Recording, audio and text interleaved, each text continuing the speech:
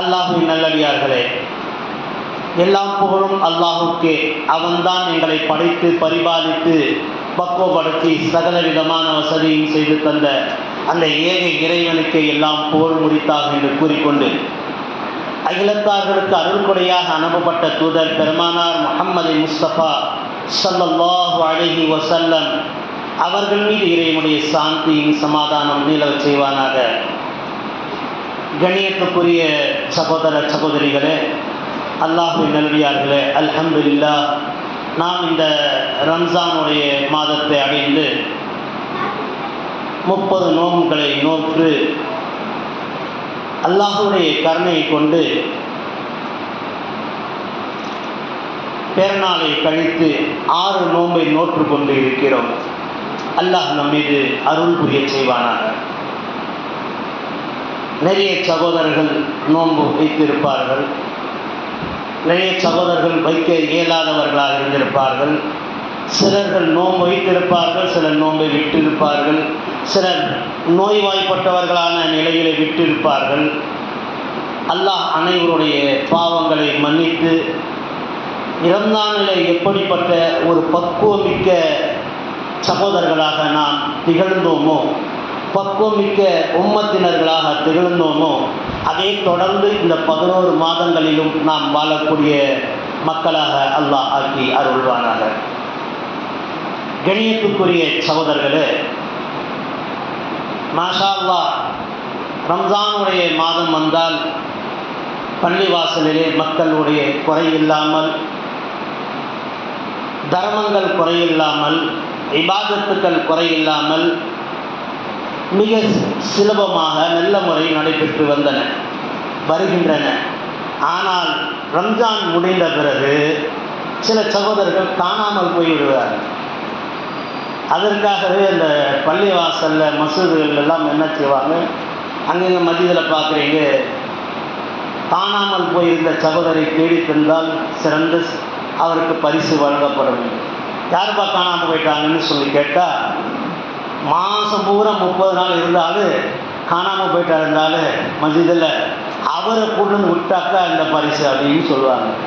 ஏன்னா ஒரு ஜோக்கா பேசுகிறவர்கள் சிலர்கள் போடுறாங்க.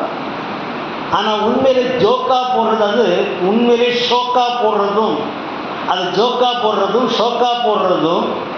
ஆனால் உண்மையிலே நமக்கு ஒரு ரோஷமாக இருந்தால் அதை பார்வைக்கு எடுத்துக்கொள்ள மாட்டோம், அதை நினைவாகவே நம்முடைய இதயங்களில் அதை பதிவு செய்து கொள்ளும். உண்மையிலே அது போடக்கூடிய செய்தியை பார்த்தோன்னே ஆஹா, ரோஷத்தோடு நாம் அதை செயல்படுத்தக்கூடிய ஒரு நன்மக்களாக மாறிவிடுவோம். இது நினைவில் வைத்துக் கொள்ள வேண்டியது.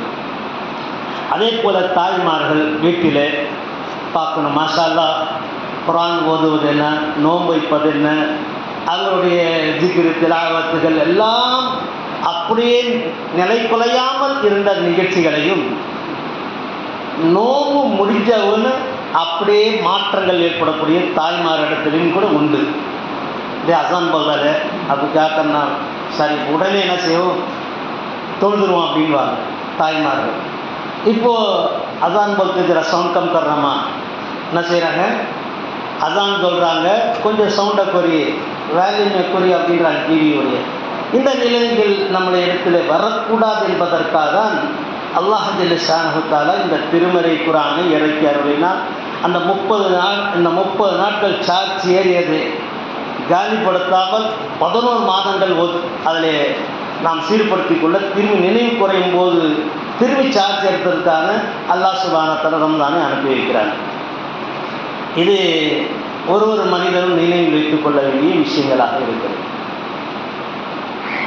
இந்த தாய்மார்கள் இருந்தாலும் சரி, சகோதரர் சகோதரி இருந்தாலும் அந்த கெட்ட வார்த்தைகள் இருக்கிறது. ரம்ஜானில் பேச மாட்டார்கள், கெட்ட பார்வைகளை பார்க்க மாட்டார்கள்.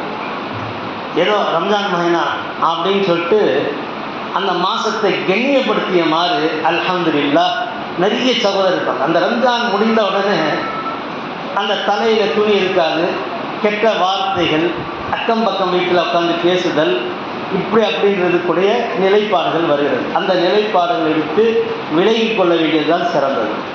அடுத்த கட்டமாக நம்ம ஆண்களும் பார்க்கணும், மாஷா அல்லாஹ் ரம்ஜானுடைய நேரத்தில் மிக பக்குவத்தோடு இருந்தவர்கள் இந்த ரம்ஜான் முடிந்த பிறகு அந்த கடத்தரையிலையும் ரோட்டிலையும் அதையே அப்படியே இருக்கக்கூடிய காட்சிகளை இருக்கக்கூடிய நிலைகள் அப்பேற்பட்ட நிலையிலிருந்து நம்மளை தற்காத்து கொள்ள வேண்டிய முக்கிய அம்சங்களாக இருக்கிறது என்பதை கூறிக்கொண்டு அடுத்த ஒரு விஷயத்தை நாம் கவனிக்க வேண்டியது, இந்த ரம்ஜான் மாதத்தில் நாம் படிப்பனை பெற்றுக்கொண்டது என்ன, ஏன் ரம்ஜான் வருகிறது என்பதை நாம் முதல்ல உணர்ந்து கொண்டால் நிச்சயமாக நாம் வழி தவற மாட்டோம்.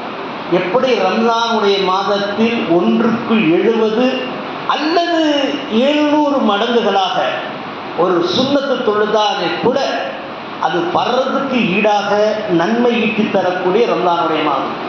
₹1 தர்மம் பண்ணால் அது 1/700 மடங்கு வரை, அதோடு அதோடு அதிகமாக கூட நன்மை பெறக்கூடியதாக அல்லாஹ் ரப்பல் ஆலமீன் சொல்லி காட்டுகிறான் திருமறை குர்ஆனிலே.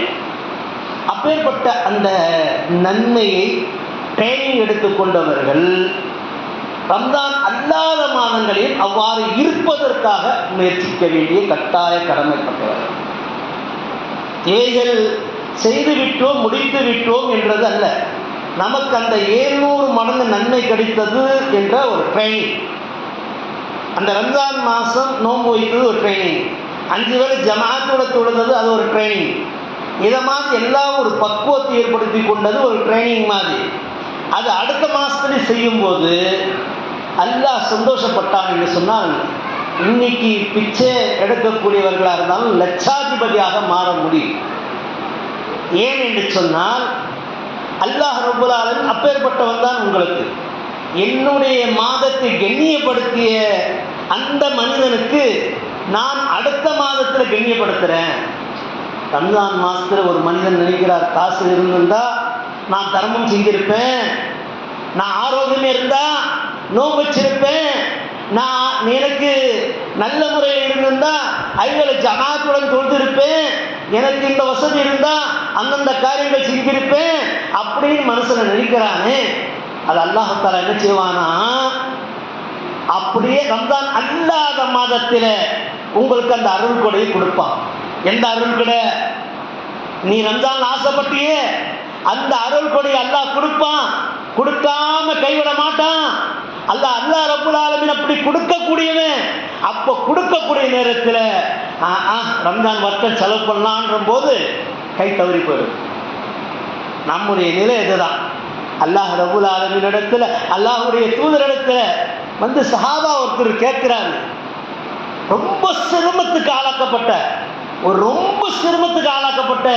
ஒரு நபி தோழர் அல்லாஹ்வுடைய தூதரே ரொம்ப சிரமத்துக்கு ஆளாக்கப்பட்டு இருக்கிறேன், என்னுடைய ரப்பு என்னை படைத்து பரிபாலித்து பக்குவப்படுத்தி சகல விதமான வசதி செய்து தரக்கூடிய அந்த ரப்பு எங்கே இருக்கிறான் என்று கேட்டார்.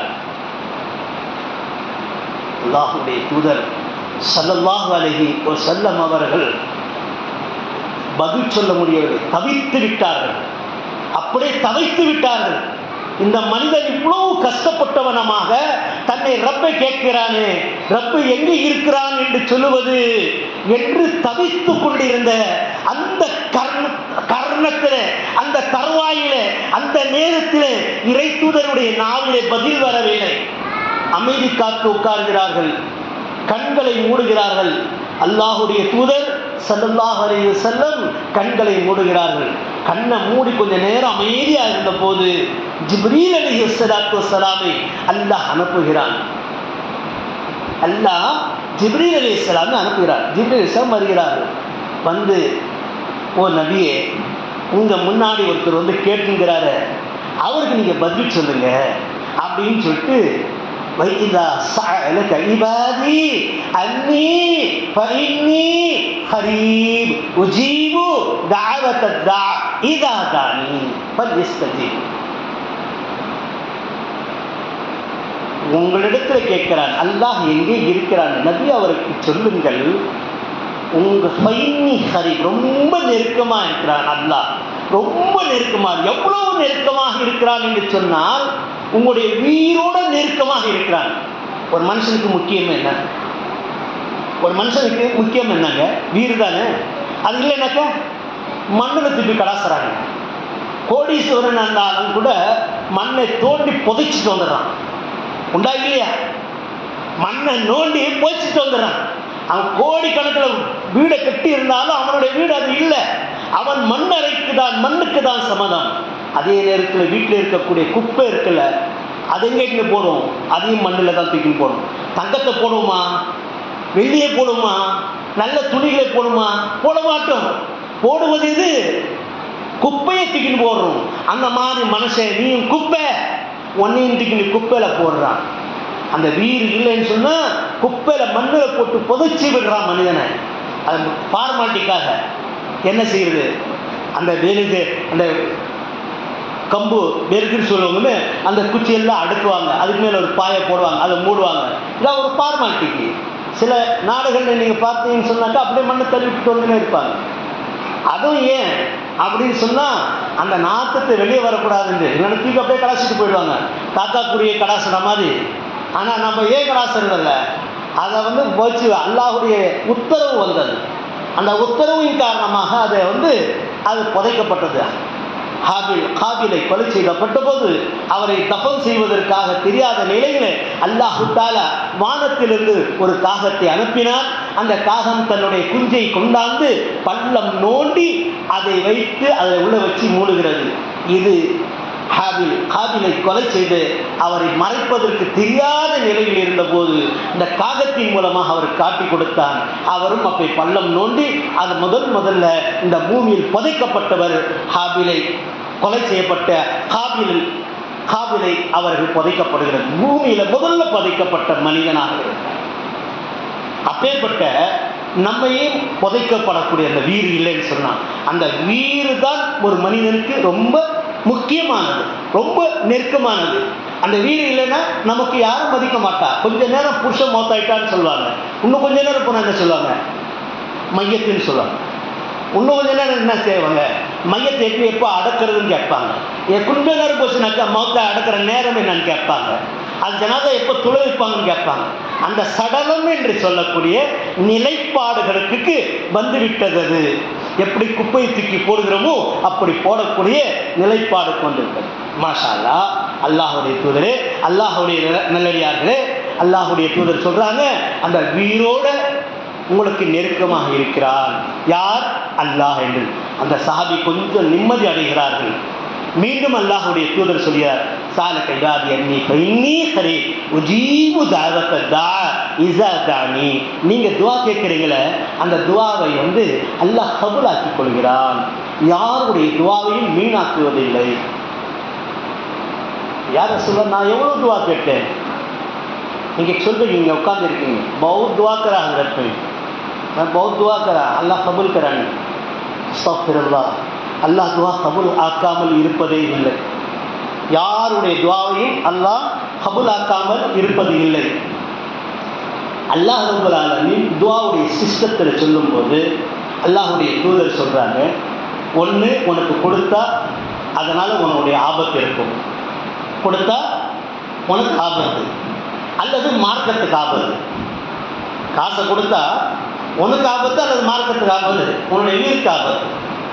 எப்படி அப்படின்னு கேட்டபோது அல்லாஹுடைய தூதர் சொல்கிறாங்க, காசை கொடுத்தா நீ ஒரு பைக்கை வாங்குற, அந்த பைக்கில் போகிற, அதில் ஆக்சிடென்ட் ஆகி மௌத்தாகக்கூடிய நிலை, உன்னுடைய உயிருக்கு ஆபத்து. அல்லது உனக்கு காசை கொடுத்தா ஆணவம் பிடிச்சு மார்க்கத்தை விட்டு விலகி போயிடும். அதற்கு உதாரணத்திற்காக அல்லாஹுடைய தூதர் ஸல்லல்லாஹு அலைஹி வஸல்லம் அவர்கள் சொன்னார்கள், ஒரு நபி தோழருடைய வரலாறுகளில் ஒரு செய்தி. 5 வேளை தொழுகாது, கரெக்டாக 5 வேளை தொழுவார், மிஸ் பண்ண மாட்டார் ஜமாத்து, மிஸ் பண்ண மாட்டார் ஜமாத்து. சுன்னத்து தொழுகை விட மாட்டார், அவர் நபி தொழுகை விட மாட்டார், தஹஜ்ஜுத் தொழுகை விட மாட்டார். அப்படி கண்துணியாக தொழுதுகிட்டு இருந்த ஒரு மனிதர் அல்லாஹ் கிட்ட கையேந்தி துவா கேட்டார். துவா கேட்ட போது அல்லாஹ் அவருக்கு சொத்து சுகங்களை கொடுத்தான், ரொம்ப காசு பணத்தை கொடுத்தான். இந்த அளவுக்கு என்று சொன்னால் சொல்லி மாற முடியாத அளவுக்கு சொத்து சுகங்களை கொடுத்தான். அந்த சஹாபியை தொழுகைக்கு அந்த வியாபாரம் செஞ்சுக்கிட்டே இருப்பார். இந்த ஒரு ரக்காயத்து முடிகிற கட்டத்தில் வருவார். ரக்காயத்து முடிவில் முதல்ல தக்பீர் தஹ்ரீமோட தொழுதார், சுன்னத்து முதல்ல தொழுந்தார், அப்புறம் சுன்னத்து விட்டு வந்தார், தக்பீரா தஹ்ரீமா விட்டு வந்தார், ஒரு ரக்காயத்து விட்டு நிலையில் வந்தார், 2 ரக்காயத்து விட்டு நிலையில் வந்தார், சில நேரத்தில் ஜமாத்தை விட்டே தொழ ஆரம்பித்தார், சில நேரத்தில் ஜமாத்தை விட்டே தொழ ஆரம்பித்தார். அல்லாஹுடைய தூதர் ஸல்லல்லாஹு அலைஹி வஸல்லம் காலத்தில் நடந்த சம்பவத்தை ஒரு சஹாபி அறிவிக்கிறார். இன்னும் கொஞ்ச நாள் போச்சு, ஸஹரையும் அஸரையும் சேர்த்து தொழுகலாம், இஸ்லாத்தில் அனுமதிக்கப்பட்டிருக்கு. எப்போ ஒரு சந்தர்ப்ப சூழ்நிலை நமக்கு முடியல, ஏதாவது இருந்துச்சுன்னா மக்ரிபையும் இஷாவையும் சேர்த்து தொழுதுக்கலாம். எனக்கு உடம்பு சரியில்லை, மக்ரிபுக்கு மஸ்ஜித் வந்துட்டேன், இஷாவுக்கு வர முடியாது, ரொம்ப சிரமமாக இருக்குது, சரி இஷாவையும் மஸ்ஜிதிலே தொழுன்னு ஆசைப்பட்றேன், இஷா தொழுகை தொழுதுட்டு போய் வீட்டில் படுத்துட்டேன்னு நான் சொன்னாக்கா அது எனக்கு ஜாயிஸ். ஆனால் அதே தொழுகையை நான் இங்கே அட்டடிக்க போனேன்னாக்கா அந்த தொழுகை ஜாயிஸ் ஆகாது, ஹராம். எப்படி அந்த நேரத்துக்கு உள்பட்ட விஷயங்கள் அந்தந்த நேரத்துக்கு அது பிறக்கா லோகரில் இருந்த ரொம்ப வெயில் உஷ்ணம் தாங்க முடியல, தொழுகைக்கு வர முடியல, லோகர் தொழுகை கொஞ்சம் தாமதமாக சூரியன் சாய்ந்த நிலையில் தொழுகிறேன். அல்லாஹ் அனுமதிக்கப்பட்ட விஷயம். அல்லாஹுடைய தூதருடைய காலத்திலே கூட ரொம்ப உஷ்ணமான நேரம் இருந்துச்சு. அல்லாஹுடைய தூதர் உச்சியிலிருந்து சூரியத்தை சாய்ந்த பிறகு லோகர் தொழுகைக்கு சென்றார்கள். இந்த நேரம் என்று சொன்னால் 2, 2:30 மணி 3 மணி அளவுக்கு லோகர் தொழுகை நடத்தி இருக்கிறார்கள் என்பதை ஹதீஸில் நாம் பார்க்க முடிகிறது. இந்த மாதிரி சில சந்தர்ப்ப சூழ்நிலைக்காக மாற்றிக்கொள்ளக்கூடிய விஷயங்களாக அல்லாஹ் நம்மளை மன்னிக்கணும். ஏன்னா இது ஒரு சம்பவம் சில விஷயங்கள் இந்த மாதிரி இருக்க இவர் வேணுன்ற மாதிரி செய்யக்கூடாது. அவர் என்ன செய்கிறார், அந்த சஹாபி தொழுகை அப்படி சேர்த்து தொழ ஆரம்பிச்சிட்டார். கொஞ்ச நாள் போனோன்னு மஸ்ஜிதுக்கே வரமாட்டார், வீட்டிலே தொழுவார். அப்போ மஸ்ஜிதுக்கும் ஒரு ஆள் வீட்டுக்கும் தொழுப்பு இல்லாமல் ஆக்கிய நிலையில் அவருடைய தொழில் இருந்தது. தர்மங்கள் நிறைய செய்து கொண்டிருந்தார்கள். அந்த தர்மங்களையும் செய்து செய்து செய்து அவர் சலிச்ச நிலையில் தர்மம் செய்ய ஆரம்பித்தார். அதற்கு பிறகு எந்த நிலைக்கு என்று சொன்னால் தொழுகை இல்லை, அவர்களுக்கு தர்மமும் கூட செய்வதில்லை. இந்த அளவுக்கு அவருடைய உள்ளங்கள் நிறைந்துவிட்டது என்று இறைத்தூதர் ஸல்லல்லாஹு அலைஹி வஸல்லம் சொல்கிறார்கள். அவருடைய ஜகாத் பணத்தையும் வாங்குவதற்கு இறைத்தூதர் ஸல்லல்லாஹு அலைஹி வஸல்லம் நிராகரித்து விட்டார்கள். அன்புக்குரிய தோழர்களே, இதற்காக தான் அல்லாஹ் தஆலா சிலருக்கு பணம் தர மாட்டாங்க. அதனால் அந்த துவா கபல் ஆக்கியிருப்பான். அது எப்போ தருவான்றது பின்னாடி வர விஷயம் இல்லை. அடுத்த கட்டமாக அவனை பாருங்கள், ஒரு மனிதனுக்கு இந்த உலகத்தில் துவா கேட்குறா, கொடுக்காமல் இருக்கிறான்னு சொன்னால் அதுக்கு ஒரு காரணம், இன்னொரு காரணமும் இருக்குது. மூசா அலைஹி வஸ்ஸலாத்து வஸ்ஸலாம் அவர்கள் ஒரு குளிப்பதற்காக ஒரு கிணற்று அடிவாரத்துக்கு செல்கிறார்கள். அந்த கிணற்றை குளித்து விட்டு மேலே வருகிறார்கள். வந்த சந்தர்ப்பத்தில் 2 தோழர்கள் வந்தார்கள். 2 தோழர்கள் வந்தார்கள். ஒரு ஆள் கிணத்துல இறங்கி குதித்து குளிக்கிறார்கள். இன்னொரு ஆள் கண்ணு தெரியாத ஆளாக இருந்தார், மேலே நிற்கிறார்கள். அல்லாஹுடைய தூதராகிய மூசா அலைஹி வஸ்ஸலாத்து வஸ்ஸலாம் அவர்கள், யா அல்லாஹ் இது உனக்கு நியாயமான்னு கேட்டார். என்ன கேட்டார்? அல்லாஹ் இது என்னடா இது, ஒரு ஆளுக்கு கண்ணு கொடுத்து ஒரு ஆள் கண்ணு கொடுக்காம அவர் மேலே நிற்கிறார், இவர் கீழே இறங்கி குளிக்கிறாரு. அல்லாஹ் என்ன செஞ்சான், உடனே அந்த கண்ணு தெரியாத அந்த மனிதனுக்கு 2 கண்களையும் கொடுத்தார். அவர் மேலே குளிச்சாரு, உள்ள குளிச்சிருந்தாலும் மேலே நேராக குளிச்சாரு, அவர் உள்ள மண்ணில் போய் விட்டார், செத்துட்டார். முதல்ல இறங்கி குளிச்சிருந்தாரு, அவருக்கு மேலே இவர் குளிச்சாரு, இவரும் செத்தார், அவர் செத்தார். கண்ணு தெரியாதவர் தான் மேலே வரார் தெரியும். அல்லாஹ் கேட்டான், பாத்தியா, இதுக்கு தான் இவனுக்கு கண்ணை நாக்காருங்க. சிலர்களுக்கு தராதது, இன்னும் சிலர்கள் இருக்காங்க, எவ்வளோ மருந்து சாப்பிட்றேன், நமக்கு ஷஃபாத்து கிடைக்கல அப்படின்னு சொல்லுவார். அல்லாஹ் என்னுடைய துவா ஏற்றுக்கல அப்படின்னு சொல்லுவார். அது பொய். அல்லாஹ் சாதாரண தேனிலே நிவாரணம் வைத்து இருக்கிறார், சிறுகத்திலே நிவாரணம் வைத்து இருக்கிறார். எந்தெந்த விஷயங்களில் நாம் நம்பிக்கை என்ற ஒரு விஷயம் ஒன்று இருக்கிறது. என்ன, பாம்பு கடிச்சிட்டாலும் கூட குரானில் அல்லாஹ் ஷிஃபா அவங்க ரஹ்மத்துல் லில் முஃமினீன், மோமின்களுக்கு குரானும் ஷிஃபா இருக்கிறது. நம்பிக்கை எப்படி வைக்கிறார்கள் அப்படி. மூசா அலைஹி வஸலாத்து வஸ்ஸலாம் என்ன பண்ணுறாரு, வயிறு வலி ஏற்படுகிறது. அல்லாஹ் எனக்கு வயிறு வலிக்குது அப்படின்னு. அப்படியா, கொஞ்சம் அந்த மரத்துடைய தலையை பிச்சு சாப்பிடுகிறார்கள். அந்த தலையை பிச்சு சாப்பிட்டோன்னே வயிற்று வலியெல்லாம் நல்லாயிடுச்சு. வயிற்று வலி நல்லாயிடுச்சு. கொஞ்ச நாள் கழித்து திரும்பி வயிற்று வலி வருது. என்ன பண்ணாரு, நேராக அந்த இலையை பிச்சாரு, தின்னார். இன்னும் வயிற்று வலி அதிகமாகிடுச்சு. எல்லாம் நீ முன்னாடி சொன்ன அந்த இலையை பிச்சு தின்ன நல்லாயிட்டேன், இப்போ வயிற்று வலி வந்து அந்த இலையை தின்ன வயிற்று வலி அதிகமாகிடுச்சு யாருலான்னு கேட்டேன். யா மூசா, நான் உனக்கு முன்னாடி என்கிட்ட நீ கேட்ட, நேரடியாக யார்கிட்ட கேட்ட, என்கிட்ட துவா கேட்ட, நான் துவா கபூலாக்கி உனக்கு அதில் நிவாரணத்தை காட்டினேன். இப்போ எங்கே நேரடியாக நீ போயிட்ட, அந்த மரத்தினுடைய பக்கம் போயிட்ட, அந்த இலையின் பக்கம் சென்று விட்டார்.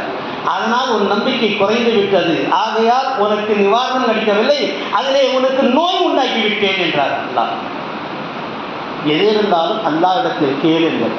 அது விஷமாக இருந்தாலும் கூட அது நிவாரணமாக மாற்றித் தரக்கூடிய ரப்புல் ஆலமீன். அப்பேற்பட்ட ரப்பு அல்லாஹுடைய தூதர் ஸல்லல்லாஹு அலைஹி வஸல்லம் நிலைப்படுத்தினார்கள். அன்புக்குரிய தோழர்களே, இதை போன்ற துவாக்களை அல்லாஹ் கபூலாக்க மாட்டான் என்று நினைக்காதீங்க. ரம்ஜானில் நிறைய பேர் துவா கேட்டிருப்பீங்க, நிறைய சொத்து. எப்பவும் நீங்கள் என்ன இருக்கீங்க, அல்லாஹுடைய பாதையில் தர்மங்களை செய்து கொண்டே இருங்கள். அல்லாஹ் ரொம்பவும் இஸ்திக்ஃபார் செய்து கொண்டே இருங்கள். அல்லாஹ் உங்களுக்கு நிவாரணத்தை தரக்கூடியவனாக இருக்கிறார். நேரம் குறைவாக இருக்க காரணத்தினால் ஒரு சில செய்திகளோட இந்த விஷயங்களை உங்களுக்கு நினைவுபடுத்துகிறேன். நம்ம இந்த உலகத்தை வந்திருப்பது எதற்காக?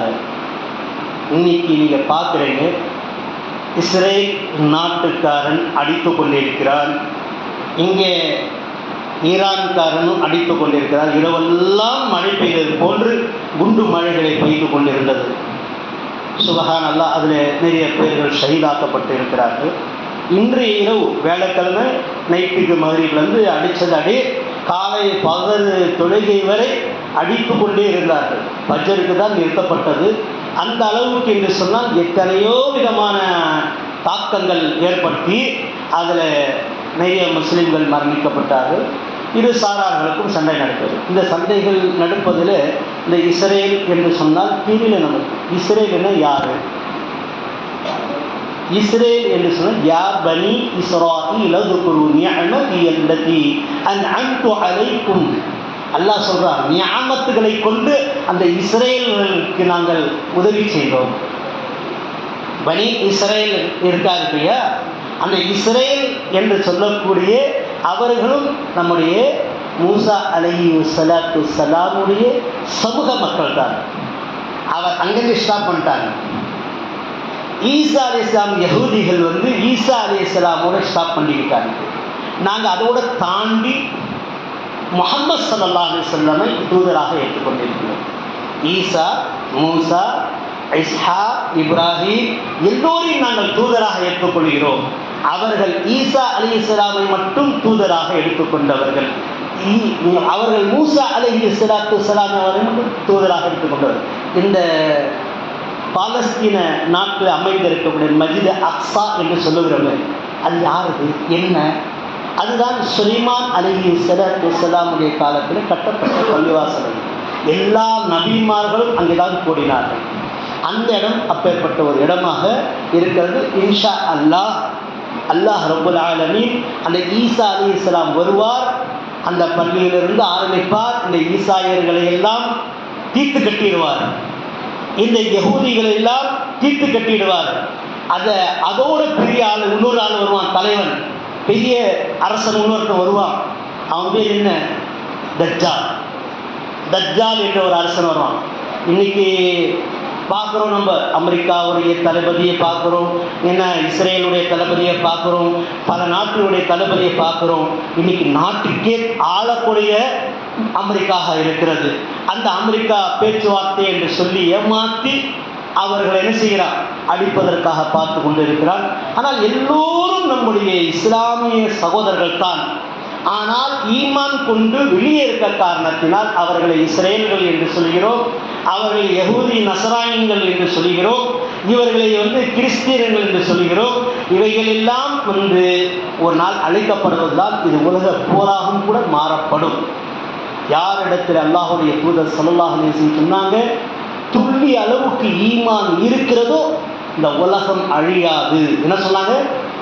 துள்ளி அளவுக்கு ஈமான் நம்மிடத்தில் இருந்தால் இந்த உலகம் அழியாது. அந்த ஈமான் இல்லாத நிலையில இருந்த நிலையில அல்லாஹ் தஆலா அந்த பூமியை அழித்து விடுவான் என்று அன்புக்குரிய தோழர்களே அல்லாஹ் ரப்பல் ஆலமீன் சொல்லி காட்டுகிறான். முஃமினன் நாஸ் மை யஷ்ரி நஃப்ஸஹு திபா மர்தாத்தில்லாஹ்.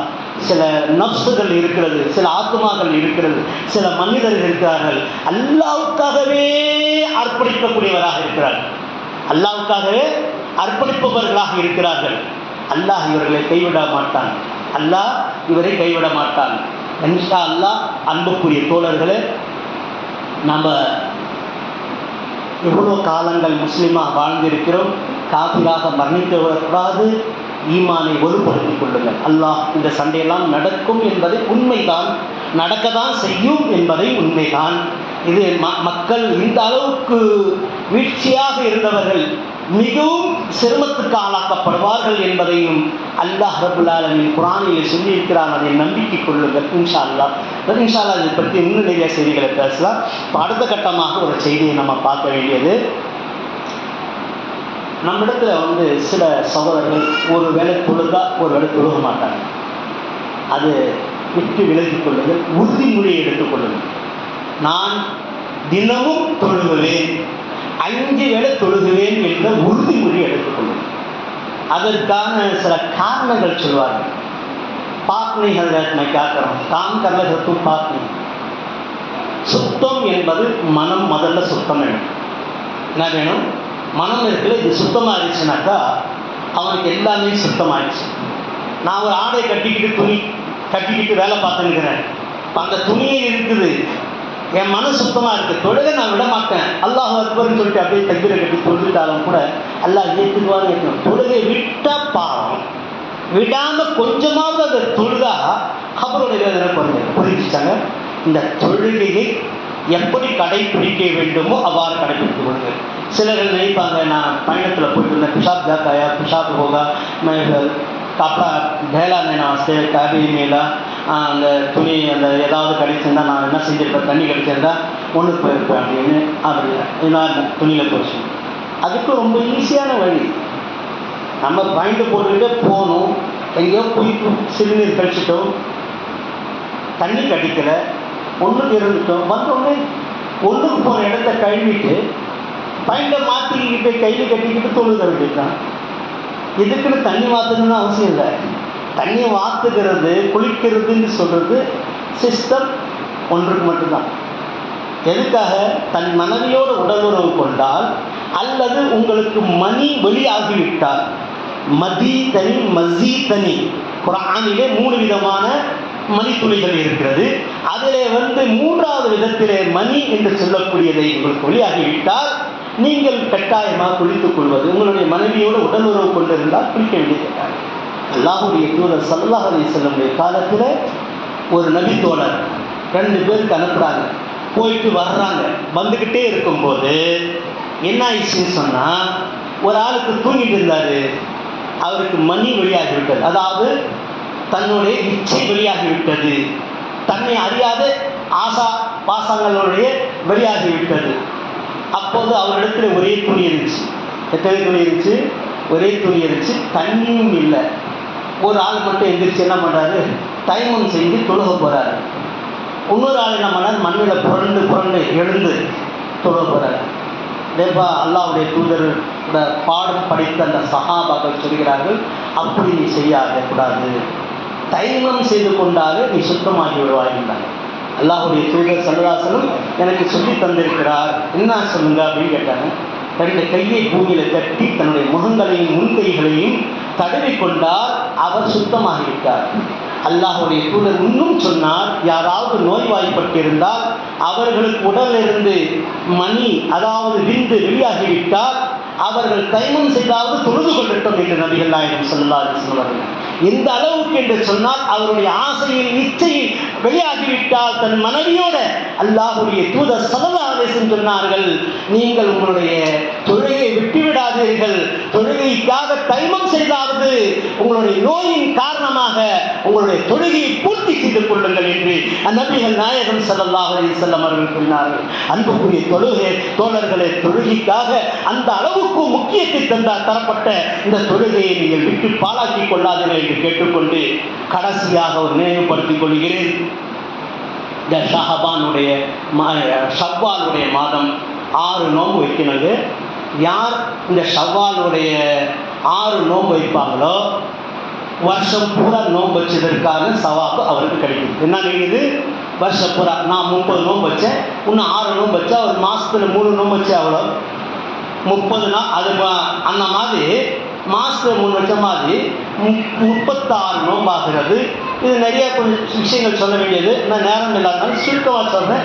இந்த 30 நோன்பு வைத்தவர்கள் 6 நோன்பு வையுங்கள். இந்த ஷவ்வாலுடைய மாதத்தில் இந்த ஷவ்வாலுடைய மாதத்தில் இந்த கடைசி வரை வச்சுக்கலாம். வச்சுட்டீங்கன்னாக்கா வருஷம் பூரா நோன்பு வச்ச மாதிரி. யார் அப்படி வருஷம் வருஷம் வைப்பாங்களோ, 30 நோன்பு வச்சு 6 நோன்பு வைப்பாங்களோ, 29 நோன்பு வச்சுன்னா 29 நோன்பு வச்சு அவருக்கு 30 நோன்பு தந்தா நன்மை தந்துடுவா.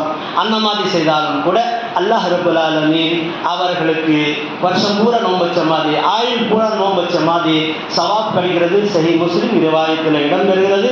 ஆகையால் பெண்களும் ஆண்களும் இந்த 6 நோன்பை இந்த மாதத்துக்குள்ளார முடித்து அல்லாஹ்விடத்தில் மன்றாடி துஆ கேளுங்கள். என்னுடைய நோன்பு யா அல்லாஹ் உனக்காக நான் முடித்து விட்டேன், யா அல்லாஹ் நீ என்னுடைய கடமை, யா அல்லாஹ் எனக்கு தேவையான பூர்த்தி செய்து தருவாயாக என்று பிரார்த்தனை செய்யுங்கள். அல்லாஹ் தஆலா உங்களுடைய பிரார்த்தனை ஏற்றுக்கொள்வானாக என்று கேட்டுக்கொண்டு இந்த முதல் உரையை முடிக்கிறேன். ரப்பனா தகப்பல் துஆனா இன்னக அன்தஸ் ஸமீஉல் அலீம் வதுப் அலைனா இன்னக அன்தத் தவ்வாபுர் ரஹீம் வல்ஹம்துலில்லாஹி ரப்பில் ஆலமீன்.